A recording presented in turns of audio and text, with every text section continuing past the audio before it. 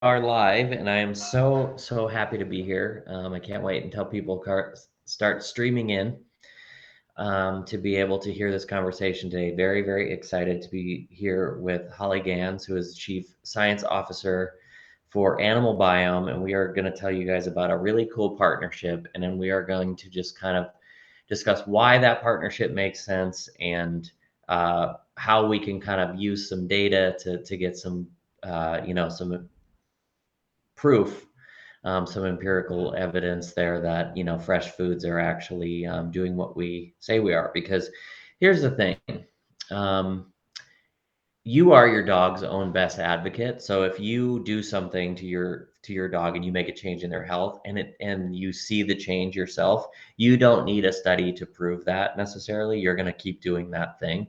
And so I think that data is great, but if we want to reach a larger audience, I think getting some data is a good thing, which is I think why we're here today. And by the way, for all of you that are coming in, make sure you say hi and where you're from and all that kind of stuff, because we love to hear about that. So today we're going to talk about the Green Juju challenge, which um, so essentially you order a kit that has two test kits, and we'll talk about. I'm just going to give the basic overview, and then we'll kind of go into that aspect. I should say, if you want to say hi, Holly, you can do that. I don't want to monopolize all the time here. Oh, thanks, Billy. Thanks for having me. Hi, everyone. So basically, you are going to be doing an animal biome test that measures different types of bacteria and how much you have of certain types of bacteria and how that relates to certain health factors.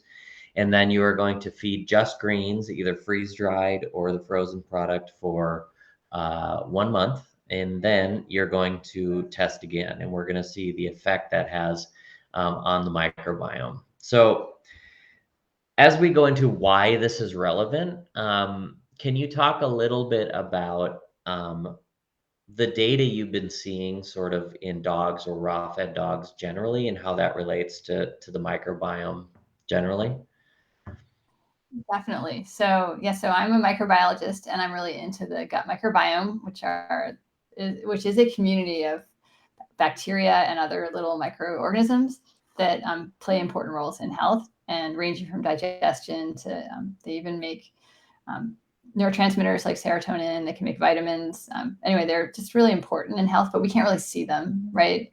And so the way that we characterize them is that we sequence them and we look at their DNA. But the reason we wanted to look at this is because we've been finding that while we believe that dogs should be on a high protein diet, that some dogs might not be getting quite as much fiber as we would like. I also think that like individuals differ in what microbiome they have, and so some people or dogs might need a little more fiber than others, and so it can be important to personalize things. But especially in human microbiome research, they've been finding that the number of different kinds of vegetables that you eat is really important. It might be also that like people who eat a lot of vegetables might have healthier lifestyles, but also the microbes like to feed on a lot of these fibers that are found in plants, and so we really expect that they're going to be playing an important role in the guts of dogs too. Yeah, the way that I kind of look at that when it comes to like what the average dog needs, they don't need their diet to be mostly plants, but they do need a diversity of plants.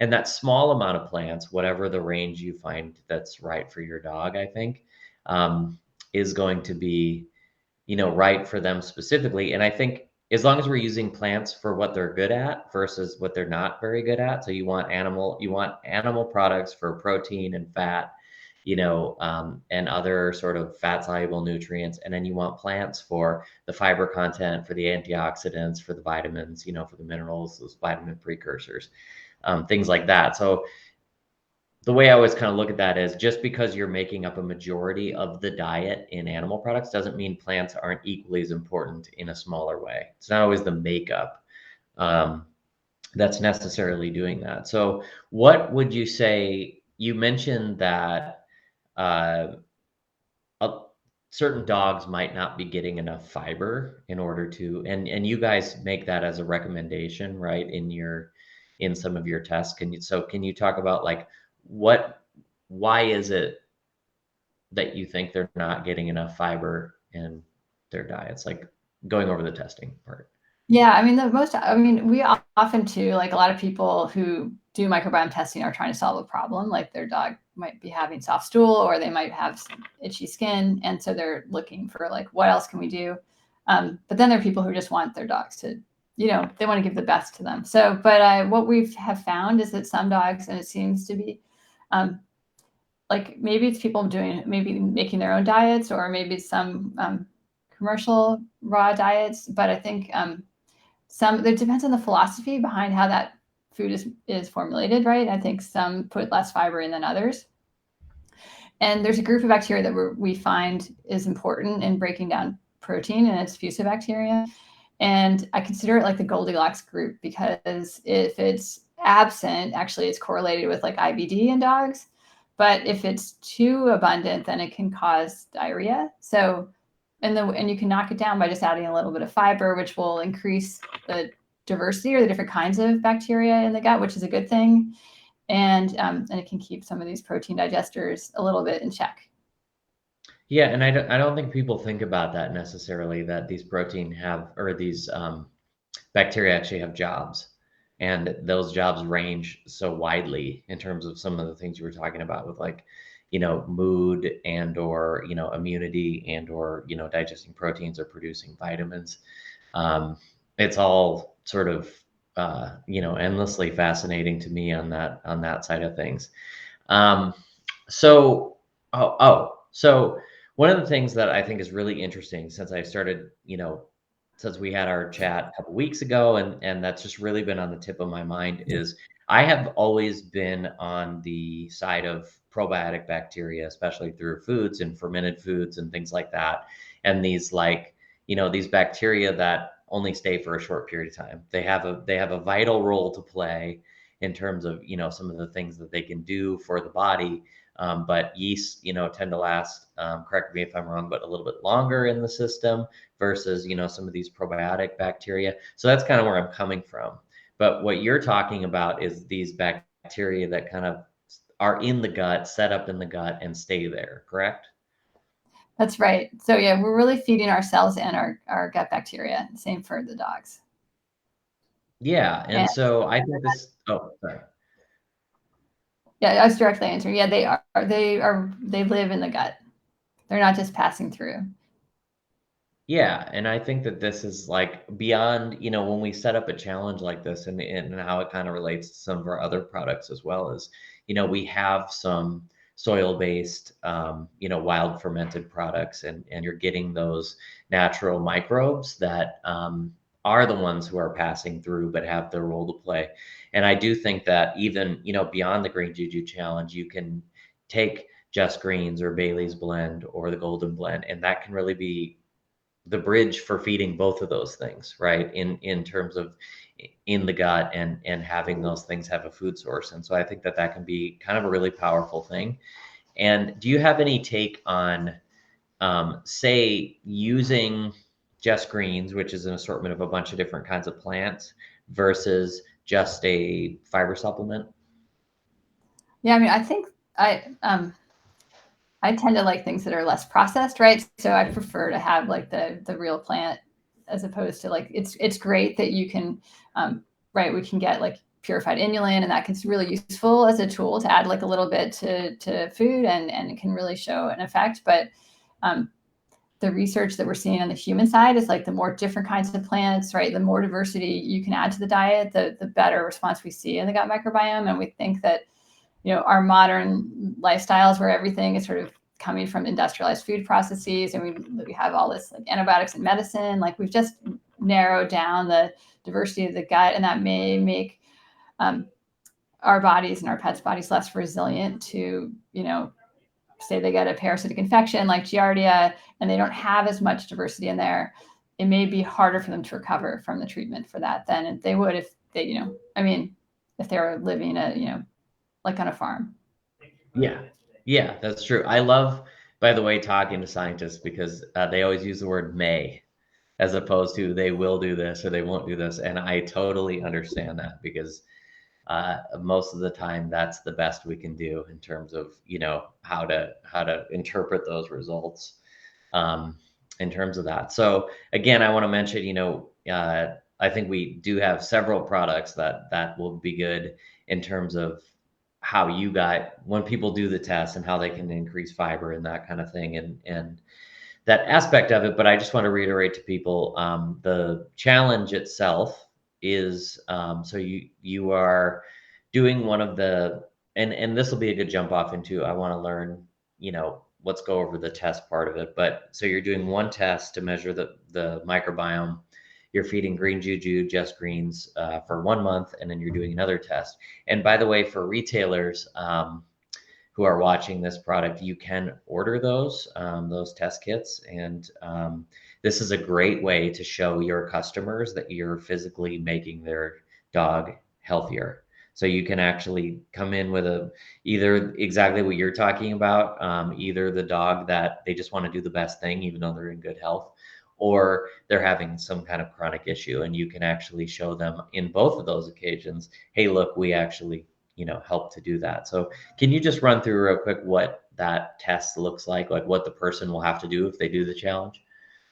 Yeah, of course. So we basically, it's a test kit. It has a couple of vials that are small that you need to like scoop a little bit of poop, put them in there. We have you collect 2 samples at each time point. The first one is a baseline, so that we know, where your dog was starting from, because we can't really assess how they respond without that. And then the second one, we're looking at how did this community of bacteria change in response to this additional, access to all these different plants in the supplement. And we are really confident that we're going to see a nice response.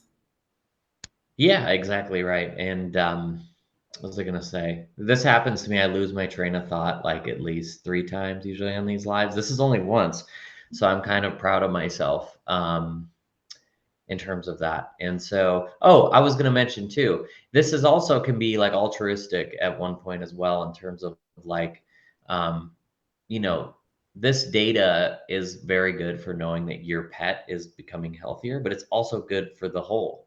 It's also good for just having data for the industry itself, for holistic minded people, for that sort of feeding, all of that stuff. And so that's really another way to look at this, part of it. And I know, I did the test,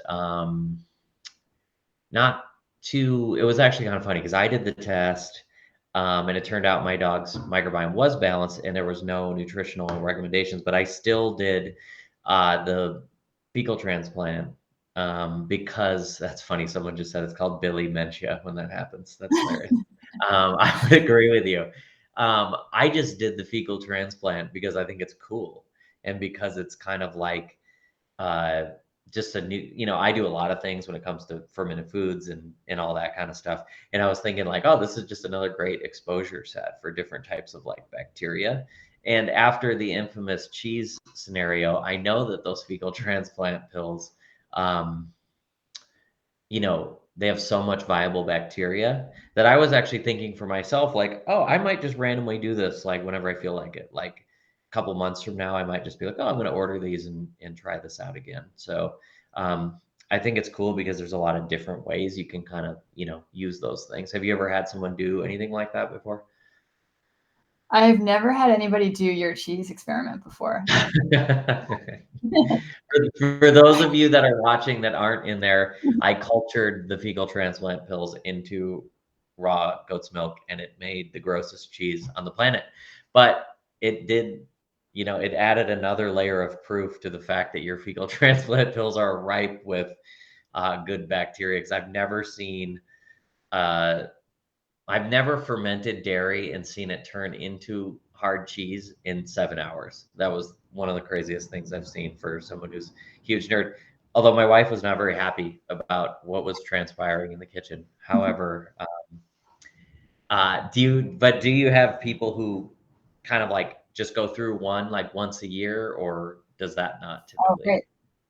Actually, it really depends, right? So you have a healthy dog. I mean, right, the whole thing with them being on farms and stuff, if they're getting soil, they're getting poop or whatever, like they're getting exposure to things, and like, um, and sort of as we make our lives more and more sanitary and their lives, they don't get as much exposure. So I think like, yeah, once a year is a great idea, or even more often. If they have a problem, we've had some where they just do it every month, or they'll do it like, what's the minimum they can do to keep everything good, like once a week, or some people do all kinds of Oh, things. interesting. Oh, that's such an interesting, like, so specific to the dog aspect of like how that would work. I didn't even necessarily consider that. And I was actually at dinner recently in Chicago with Odette Suter, and obviously you have a fan and a colleague in her in terms of doing that. And so we had some wonderful conversations about what you guys are doing as well. And I think that there's a lot to be melded between, you know, this type of research and then again what we're kind of doing on the fermented side and so you mentioned to me in a oh I do want to answer this question. Yeah, that's fine. Jody says, "What are we having them feed from the Green Juju line?" So it's just greens. Um, and then there's another question: What is the minimum I could add to a 7 pound dog's food? Um, So the just greens can sit out for a while. I would just on the test kits there's a recommended amount to do, and so I would do that, and then over time, as you just continue to use the just greens, you can kind of figure out what works for your dog in terms of the correct amount there. Um, I love how I started answering questions and then I totally lost my train of thought on what I was going to, my big epiphany was before that. So that's good. Um, Well, and I think even for the challenge, like what works for your dog, like we have some recommendations we came up together, but if your dog wants less or more, whatever, that's fine for us, right? For the data, we just want to know that you're adding some of the just greens, and then we'll see how their microbiome compares afterwards. yeah. And yeah, that's one thing, we've noticed. One of the things I've noticed, and I think that you touched on, and that I think we can kind of look into is since I joined Green Juju, I was so used to a different formulation set type, which was like lower vegetable content. And I've noticed now with my own recommendations when people reach out to us that if you take the baseline of just like a regular raw diet and the amount of vegetables, let's say it's 5%, 8%, 10%, whatever it is, right? To however they're doing that formula. I've to this point now gotten to the point where I just tell people like don't necessarily factor that in. Just do the recommended amount of green juju and then see where your dog sort of sits. Because to me, I've only seen like really good reactions with adding the type of vegetation that we produce on top of that smaller amount. And I think this is my own personal theory, but I think part of the smallness of that recommendation comes from we made pet food wrong for so many years with plants in the wrong way. So it's corn, soy, all that kind of stuff. That as soon as we swung back the other direction and said, like, we're going to make good dog food, it's not going to have any plants in it. And it's not going to have, X, Y, and Z. So plants were kind of demonized for a while. And so I think we're just kind of coming out of that now.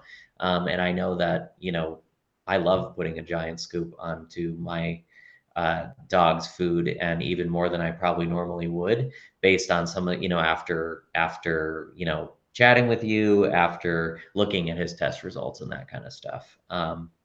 So Jody says, so they just need to add just greens to what they are feeding now. Yes, it's absolutely correct. So Holly, is there anything that you'd like to say in conclusion before we sign off here? Oh, just we're really excited to do this in part because we know that like if a dog was eating a prey item in the past, like they would have gotten access right to the gut content of herbivores, and so this is very much like in keeping with sort of their ancestry, and so it's the whole carcass, including some of the plants that were inside there. So yeah, we know that they're going to be really interesting results. Absolutely. So we will keep you guys updated. So thank you so much, Holly, for joining me. It's always nice to have an amazing expert. I look forward to, I'm assuming we'll be at least some events together this year. So hopefully that's the case. So everybody else, if you have a question, you can always reach out to customer service at AnimalBiome or info at greenjuju.com on our end. So is there something else you want to say? Just there's some questions about like, what if they're already feeding it? I guess you can follow up maybe, but I don't know if they want to add more. They need to make some change, otherwise we won't be able to know. Yeah, if you're already have been feeding Just Greens for a while, maybe talk to a friend about participating and starting on the Just Greens, and go from there. However, also if you're already doing an amazing diet and doing Just Greens or Bailey's Blend, and you just truly want to know where your dog's microbiome is at, you can also just take the test as well. That would be great as well, and that will also contribute some nice data to what you guys have going on. So yeah, that would be amazing. so that works. So if anybody has any other questions, please feel free to reach out. We'll try to hit up some of these afterward on Facebook as well. But thank you, Holly. Really appreciate it. And everybody have a great day. Thank you. Bye.